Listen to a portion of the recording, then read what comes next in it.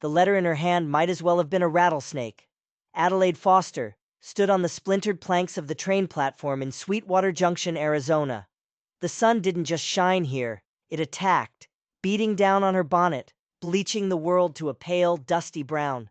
2,000 miles she'd traveled, all the way from Boston, a city of brick and rain, to this furnace of a town, all for a man who'd taken one look at her face and sent a boy with a note. The scrawled words were branded into her memory. Not what was expected. 32 years old. He'd decided she was too old.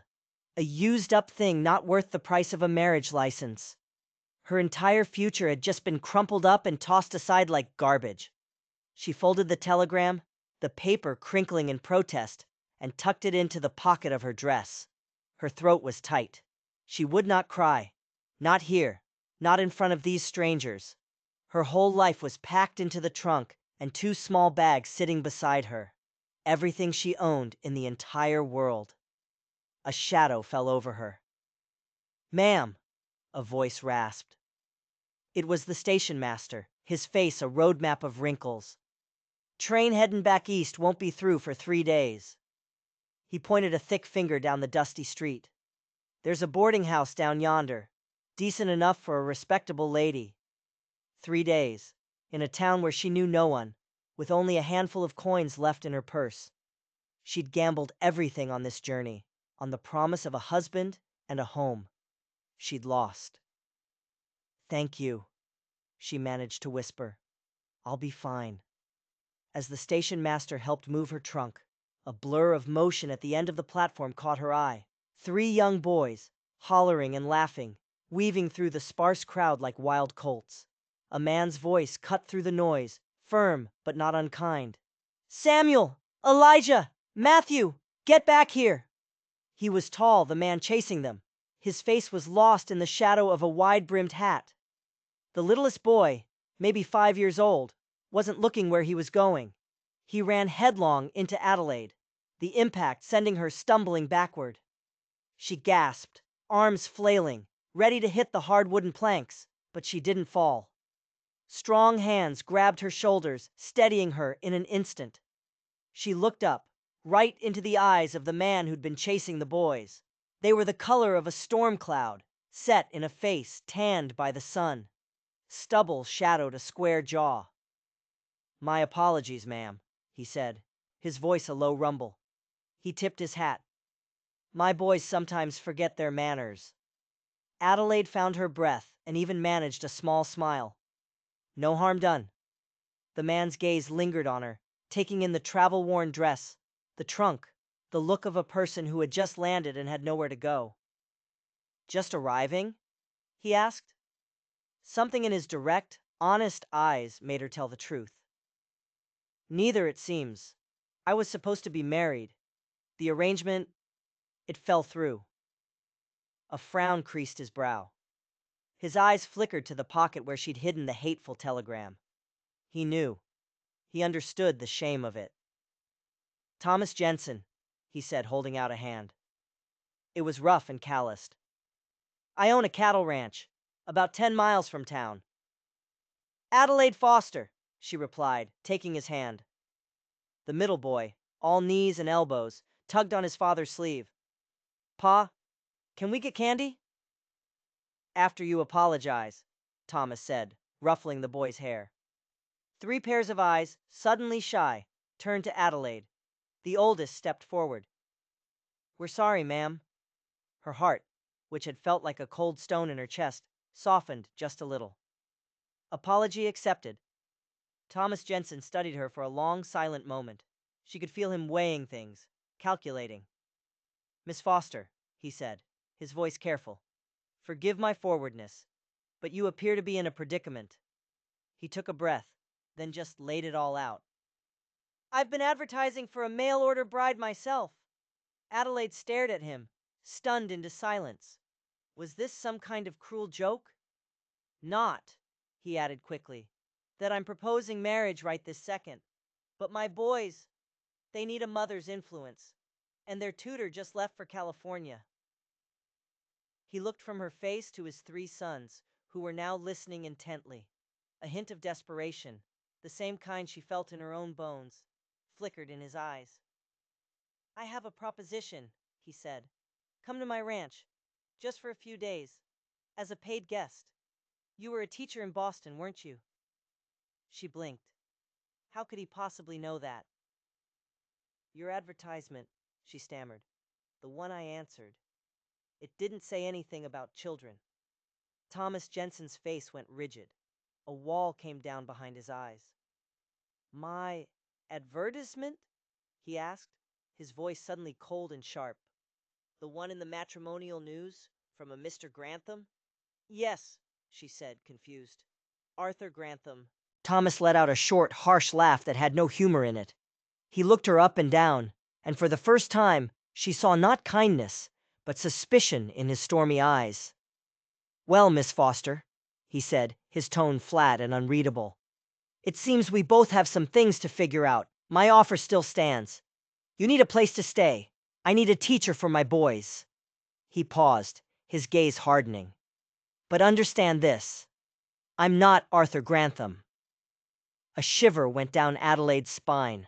She was stranded, broke, and the only person to offer her help was a man whose friendly demeanor had vanished, replaced by something guarded and intense.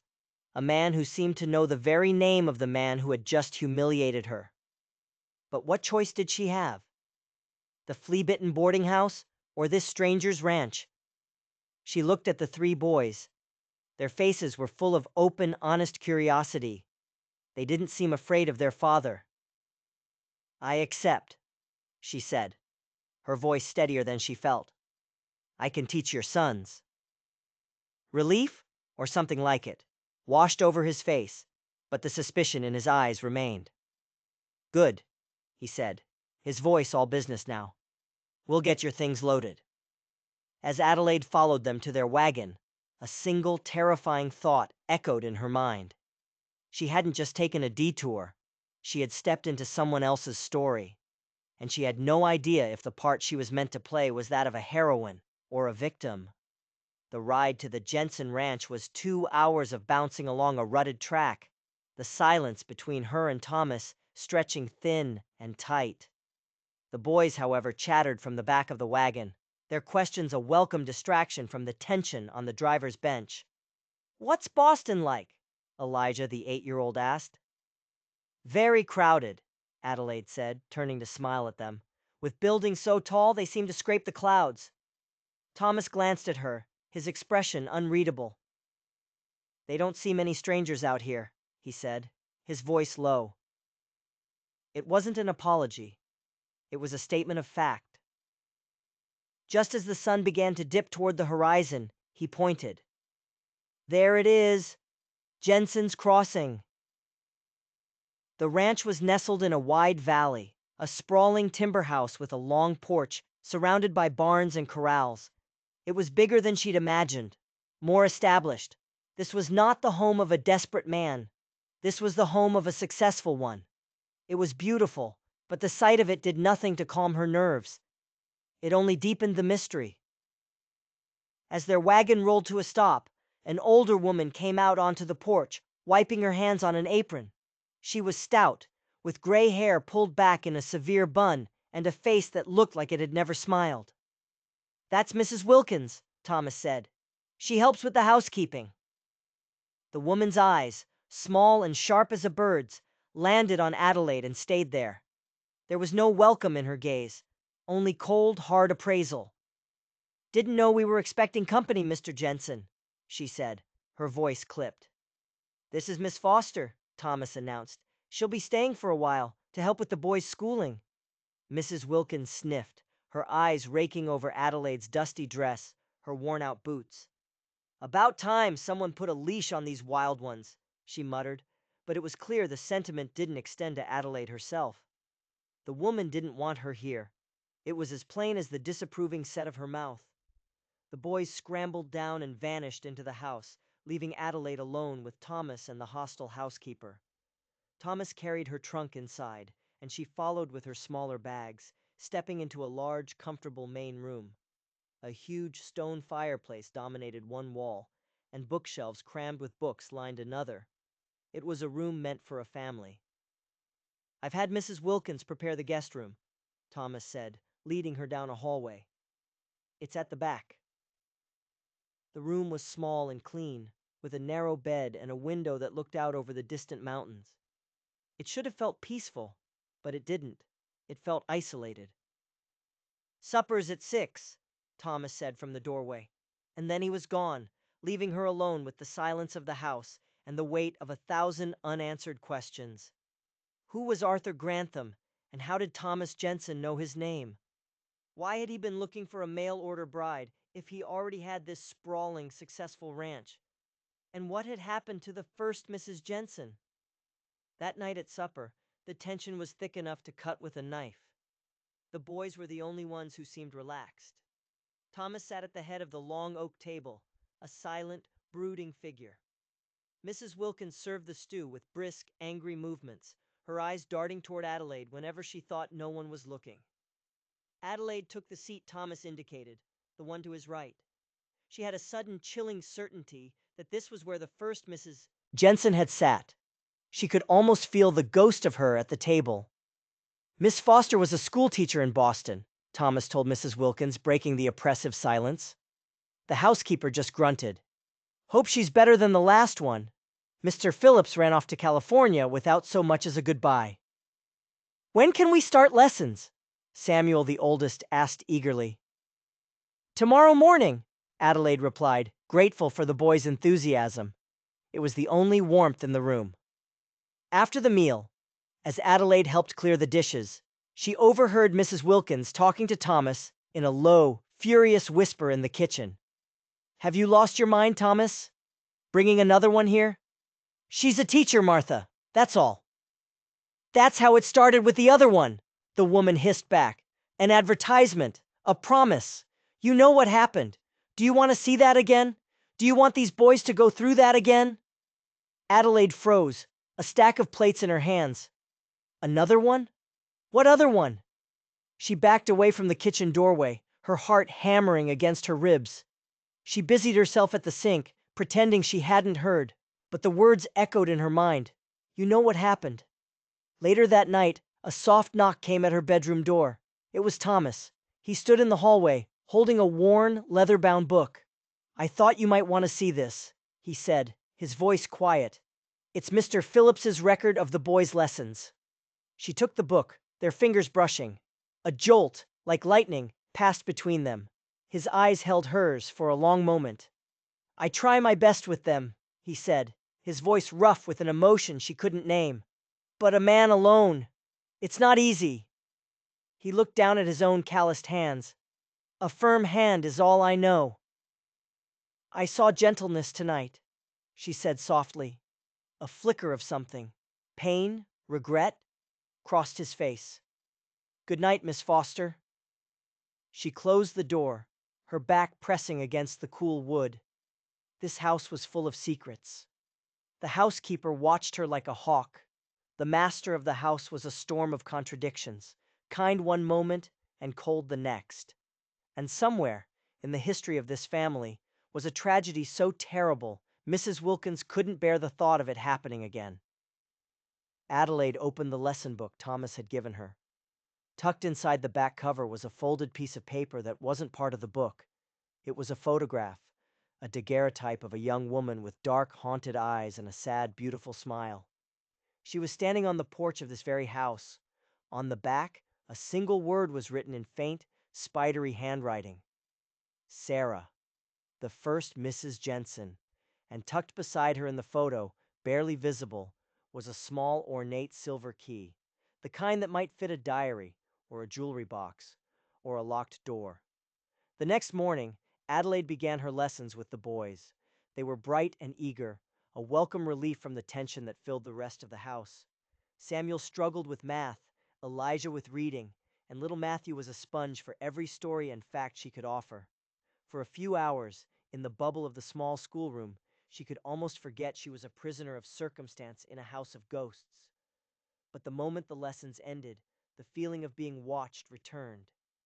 Mrs. Wilkins was always there, just out of sight, polishing furniture that was already gleaming, sweeping floors that were already clean. Her presence was a constant, silent accusation. That afternoon, while the boys were doing their chores, Adelaide decided to explore.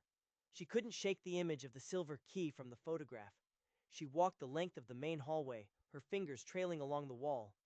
Near the end, almost hidden by a heavy tapestry, was a door she hadn't noticed before. It was locked. Her heart began to beat faster. She tried the handle. It didn't budge. This had to be it. This was the room Mrs. Wilkins and Thomas didn't want her to see. For the next 2 days, she became obsessed. She searched for the key from the photograph, her quest growing more desperate as Mrs. Wilkins's scrutiny intensified. She checked drawers, looked under furniture, ran her hands along the tops of bookshelves. Nothing. On the third day, a storm rolled in, trapping everyone inside. The air in the house grew thick and heavy, charged with unspoken resentments. After supper, as the rain lashed against the windows, Thomas found her by the fire, reading. "The boys seem to be taking to you," he said, his voice startling her. He stood by the mantel, a glass of whiskey in his hand. "They're wonderful children," she replied. He took a long swallow of his drink. "I need to ask you to stay on," he said, not looking at her. "Permanently, as their teacher. I'll pay you well. Room and board, of course." It was a business proposition, delivered in a flat, emotionless tone. It solved her immediate problem, but it felt like the closing of a caged door. A governess. That's all he saw her as. "I'll consider it," she said, her voice cool. He nodded, then turned to leave, but he paused at the doorway. "One more thing. There are parts of this house that are private. My late wife's room is kept locked. I expect you to respect that." It was a warning, a clear line drawn in the sand. But it was too late. His warning only fueled the fire of her curiosity. He was hiding something. They both were. Later that night, long after the house had fallen silent, Adelaide couldn't sleep. The wind howled outside, rattling the window panes. She thought about the photograph, about Sarah's haunted eyes. She thought about Mrs. Wilkins' hissed words in the kitchen. She slipped out of her room and crept back to the locked door. In the flickering candlelight, she noticed something she'd missed before. A tiny, almost invisible scratch on the wooden frame, just above the lock. Driven by an impulse she didn't understand, she reached up and ran her finger along the top of the doorframe. Her nail caught on something small and metallic, tucked deep into the wood. Her fingers trembled as she worked it free. It was the key, the small, ornate silver key from the photograph. Her hand shaking, she slid the key into the lock. It turned with a soft, metallic click. The sound was deafening in the silent house. She pushed the door open and stepped inside. The air was stale, thick with the scent of dust and dried lavender. The room was just as Sarah Jensen had left it. A dress was laid out on the bed. A hairbrush with strands of dark hair still tangled in its bristles sat on the dresser. It was a shrine, a tomb. And on the small writing desk by the window, there was a leather-bound book, a diary. With a trembling hand, Adelaide opened it. The first entry was dated 4 years ago, just weeks before Sarah's death. "He will not let me leave," she had written. "He says this ranch is my home, but it is my prison. He watches me, always watches me. He says it is for my own good, but I know the truth. He is afraid of what I will tell them. He is afraid they will find out what he really is." Adelaide's blood ran cold. She sank into the chair, the diary heavy in her lap. This wasn't a story of grief. It was a story of fear. Sarah Jensen hadn't been a beloved wife who died of a tragic fever. She had been a prisoner, and Adelaide had just locked herself in the same cage, with the same keeper. She read on, her heart pounding a frantic rhythm against her ribs. Page after page detailed Sarah's growing despair. Thomas wasn't a grieving widower. He was a monster. A possessive, controlling jailer who had trapped his city-bred wife on this isolated ranch and refused to let her go. "The boys are the only light in this darkness," Sarah wrote. "But I see him turning them against me. He tells them I am unwell, that my mind is not right. He is poisoning them, just as he has poisoned my life. The last entry was chilling. It was written in a frantic, spidery scrawl. Martha is coming tomorrow. My sister. I have told her everything in my letters. She will help me escape. We will take the boys and go. He will not stop me this time. I would rather die than spend another day in this place. Martha, Mrs. Wilkins. It all clicked into place with horrifying clarity. Mrs. Wilkins wasn't just a housekeeper. She was Sarah's sister, and she hadn't been watching Adelaide with hostility. She had been watching her with fear. She saw history repeating itself. Another woman, trapped in the same house with the same man. Adelaide slammed the diary shut. She had to get out, now. She crept back to her room, her mind racing. The train wouldn't be back for another day. She had no money, nowhere to go. She was trapped, just like Sarah.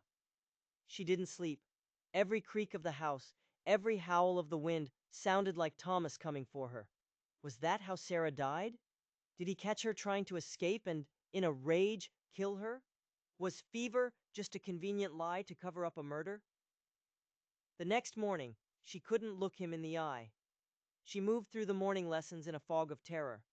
The boys' innocent faces were a painful reminder of what they had lost and what they might lose again. She had to get a message out. She had to warn someone. After the midday meal, she told Thomas she had a terrible headache and needed to rest. In her room, she scribbled a frantic note to the sheriff in Sweetwater Junction, detailing everything she'd read in the diary. She tucked it into her dress, her plan simple and desperate. She would tell Thomas she needed to walk, that the fresh air might help her head. She would walk the 10 miles to town if she had to. But when she came out of her room, Thomas was waiting for her in the hall. He wasn't looking at her. He was looking at the door to Sarah's room. It was slightly ajar. He knew. "You went into her room," he said. It wasn't a question. His voice was flat, devoid of all emotion. It was the calm before a storm, the same storm she had read about in Sarah's diary. "The boys were curious," she lied, her voice shaking. "I just closed the door." He took a step toward her, and she flinched, backing away until she hit the wall. His stormy eyes bored into hers, and she saw not anger, but a profound, soul-deep weariness. "Don't lie to me, Adelaide," he said, his voice quiet, almost a whisper. "Not you." He held out his hand. "Give it to me." She stared at him, confused. "The diary," he said. "You took it, didn't you?" Her hand flew to the pocket of her dress, where the note to the sheriff was hidden. He thought she had the diary. This was her chance. While he was distracted, she could run. She bolted. She turned and ran for the front door, fumbling with the latch, her fingers clumsy with fear. She could hear his heavy footsteps right behind her. She burst out onto the porch, gasping in the bright sunlight, and ran toward the road. He caught her easily, his hand clamping down on her arm. She screamed, struggling against his grip, but he was impossibly strong. "Let me go!" she cried, convinced he was about to drag her back inside and kill her, just as he'd killed Sarah. "Adelaide, stop!" he yelled, his voice cracking. "Please, just listen to me." He spun her around to face him, and what she saw in his face stopped her cold. It wasn't rage. It was agony. Tears were streaming down his weathered cheeks. "You think I killed her, don't you?" he choked out, his grip on her arm loosening. "You think I'm a monster?" He let her go and staggered back, running a hand through his hair. "She was sick, Adelaide. After Matthew was born, something inside her broke. The doctor in Flagstaff had a name for it, melancholia. She would have these dark spells. She thought the ranch was a prison. She thought I was her jailer." He looked at the house, his expression haunted. "I loved her. God, I loved her. But I couldn't fix her. She wrote those things in her diary when the sickness was on her. It wasn't real. None of it." "Her sister," Adelaide whispered, her mind reeling. "Martha. Mrs. Wilkins." "Martha knew," he said, his voice heavy with grief. "She was here that day, the day Sarah died. She was trying to help me get Sarah to the doctor in Flagstaff. Sarah thought we were trying to lock her away forever. She ran. She ran toward the creek, in the middle of a thunderstorm. He closed his eyes, the memory too painful to bear. She slipped. She hit her head on the rocks. It was an accident. We told everyone it was a fever to protect her, to protect the boys from the truth of their mother's illness. I couldn't bear for them to think she was crazy. Could it be true? The story was so much more complicated, so much more tragic than the simple tale of murder she had constructed in her mind. As if on cue, the front door opened, and Mrs. Wilkins stepped out onto the porch. Her face was grim, her eyes red-rimmed. "He's telling you the truth, miss," she said, her voice rough. "My sister. She wasn't herself. Thomas did everything he could. He loved her. But the sickness took her from him long before she fell." She looked at Adelaide, her expression a mixture of grief and warning. "This family has seen enough pain. Don't you bring any more." Adelaide stood between them, the grieving husband and the grieving sister, the weight of their tragedy settling upon her. She looked from Thomas's anguished face to Mrs. Wilkins's stern one. The pieces fit. The pain in their eyes was too raw, too real to be a lie. But just as she was about to speak, to apologize, the sound of an approaching carriage made them all turn. A dusty buggy was making its way up the long drive to the ranch. At the reins was a man in a fine city suit, a stark contrast to the rugged landscape. He pulled the horse to a halt, his eyes scanning the scene on the porch. Adelaide, disheveled and frightened. Thomas, tear-streaked and exposed. Mrs. Wilkins, rigid and defensive. A slow, cruel smile spread across the man's face. "Well, well," he said, his voice dripping with condescension. "It seems I've arrived at a most inopportune moment." Adelaide felt the blood drain from her face. She knew that voice. She knew that smug, superior smile. It was Arthur Grantham, the man who had summoned her 2,000 miles only to reject her. Grantham climbed down from his buggy, dusting off his suit. His eyes lingered on Adelaide with a possessive glimmer, then shifted to Thomas with pure, unadulterated greed.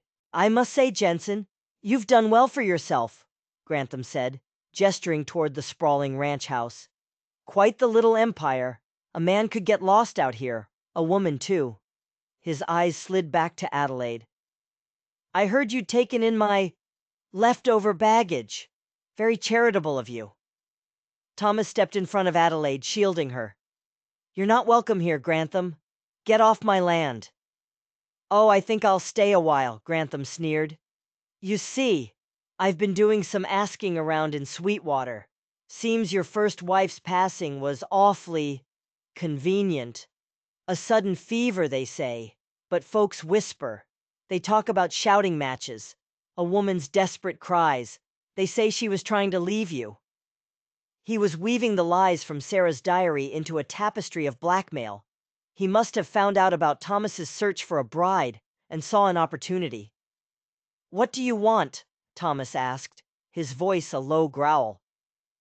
"Compensation," Grantham said smoothly. "For my troubles. I came all this way for a bride, after all. Miss Foster was supposed to be mine. You've poached my property, and now I find myself in possession of some rather delicate information about your family history, information that could ruin you." He looked directly at Adelaide. "Think of the scandal. A mail-order bride, shacking up with a man who may have murdered his first wife. It would destroy him. And you. This was a nightmare. Grantham was going to destroy this family, using the ravings of a sick woman as his weapon. And it was all Adelaide's fault. If she hadn't snooped, if she hadn't run." But then she saw the look on Thomas's face. The grief and anguish were gone, replaced by a cold, hard resolve. He had spent 4 years protecting his family with a lie. He wasn't going to let this snake destroy them now. Thomas looked at Adelaide, his eyes asking a silent question. "Do you trust me?" And in that moment, all her fear and suspicion vanished, replaced by a fierce, protective loyalty. She had been wrong about him. So terribly wrong. This man wasn't a monster. He was a good man who had suffered an unimaginable loss. She stepped out from behind him, her chin held high. "There is no scandal here, Mr. Grantham," she said, her voice clear and strong. "Only a tragedy that you are trying to exploit for your own selfish gain." Grantham laughed. "Brave words, little schoolteacher, but they're just words. I have the story, and a story is all it takes to burn a man's reputation to the ground in a town like this." "Then we'll tell them the truth," Thomas said, his voice ringing with authority. He took Adelaide's hand, his calloused fingers lacing through hers. "All of it." He looked at Mrs. Wilkins. The stern housekeeper gave a single sharp nod. The lie had been a heavy burden. It was time to put it down. "You're bluffing," Grantham snarled, his confidence wavering for the first time. "You'd never admit your wife was insane. They'd take your children away." "My wife was ill," Thomas corrected him, his voice full of a love that had never died. "She was not insane. And this community knows me. They know my boys. They'll stand by us." He squeezed Adelaide's hand. "We'll face this together." Grantham's face twisted into an ugly mask of fury. He had overplayed his hand. He had expected a cowering, guilt-ridden man he could easily bleed dry, not this united front. "You'll regret this," he spat. He climbed back into his buggy and whipped the horse, sending the carriage careening back down the drive, kicking up a cloud of angry dust. Silence descended on the porch. The threat was gone, but the consequence remained. Now they had to face the town. "I am so sorry," Adelaide whispered, her eyes filling with tears. "I believed the diary. I thought—" "Shh," Thomas said, pulling her into his arms. "You had no reason not to. I'm the one who's sorry. I should have told you the truth from the beginning." He held her tight, his head resting on hers. "He was right about one thing, though. You were supposed to be his, and I thank God every day that he was fool enough to let you go." From the doorway, Mrs. Wilkins cleared her throat. "Well," she said, her voice softer than Adelaide had ever heard it. "There's a storm coming. Best get inside." For the first time, she looked at Adelaide not as an intruder, but as one of them, an ally. They went back into the house, no longer a collection of broken people hiding from the past, but a family, forged in crisis and ready to face the future, whatever it might hold. The next day was Sunday. Thomas hitched the wagon, and together, Thomas, Adelaide, the three boys, and even Mrs. Wilkins, dressed in her severe black church dress, they rode into Sweetwater Junction. The air in the wagon was thick with a quiet resolve. They were walking into the fire. When they arrived at the small white church, the whispers started immediately. Grantham had clearly spent the previous evening poisoning the well, spreading his vicious rumors. People stared, their faces a mixture of curiosity and judgment. Reverend Collins met them at the door, his expression grave. "Thomas," he said, his voice low, "there are some disturbing rumors circulating. About you. About Sarah." "That's why we're here, Reverend," Thomas said, his voice steady. He stood before the entire congregation, his family arrayed beside him. Adelaide stood next to him, her hand tucked in his arm, a silent statement of her allegiance. He didn't make excuses. He didn't shy away from the painful details. He told them the truth. He spoke of Sarah's beauty, her spirit, and the darkness that had crept into her mind after Matthew was born. He spoke of her illness, not as a source of shame, but as a terrible, tragic disease that had stolen his wife from him.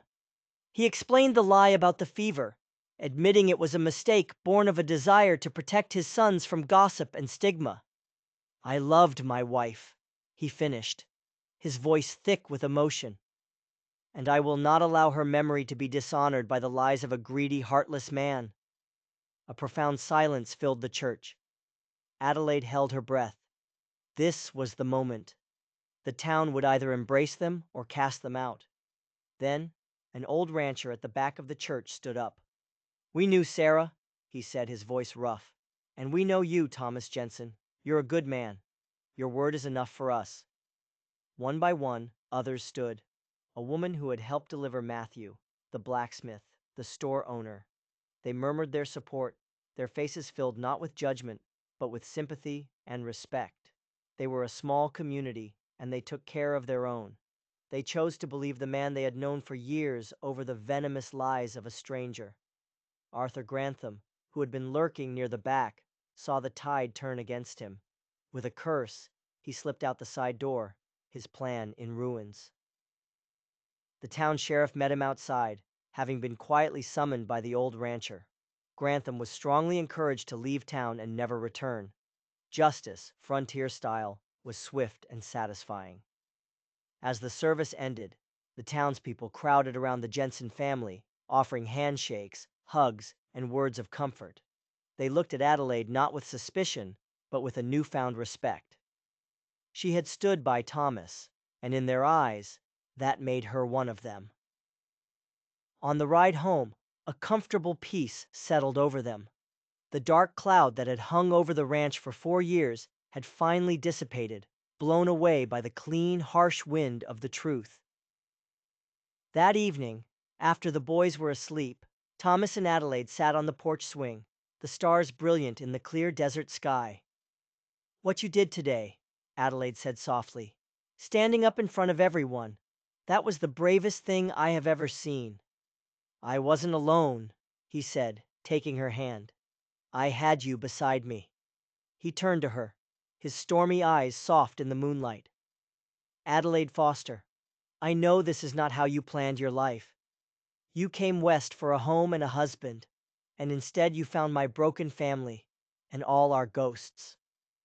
He reached into his pocket and pulled out a small, simple gold ring. It was not his mother's or Sarah's. It was new. "I bought this yesterday," he said, "on the way into town. I was going to ask you, no matter what happened today. I love you, Adelaide. You brought light back into this house. You healed us. Will you marry me? Will you be a mother to my sons, and my wife, my partner in all things?" Tears of joy streamed down Adelaide's face. This was real. This was earned. This wasn't a business arrangement or a desperate bargain. This was love, born from truth and tested by fire. "Yes," she whispered. "With all my heart, yes." He slipped the ring on her finger, and it was a perfect fit. He leaned in and kissed her, a kiss that was not about grief or survival, but about a new beginning, a future that was brighter than they could have ever imagined. The rejection that had felt like the end of the world had only been the start of the real journey. Sometimes, the cruelest twists of fate are just setting you on the right path, leading you to the place you were always meant to be. It turns out, she was exactly what was expected after all. If you enjoyed this story of unexpected turns and hard-won happiness, don't forget to like and subscribe for more tales from the shadows of history.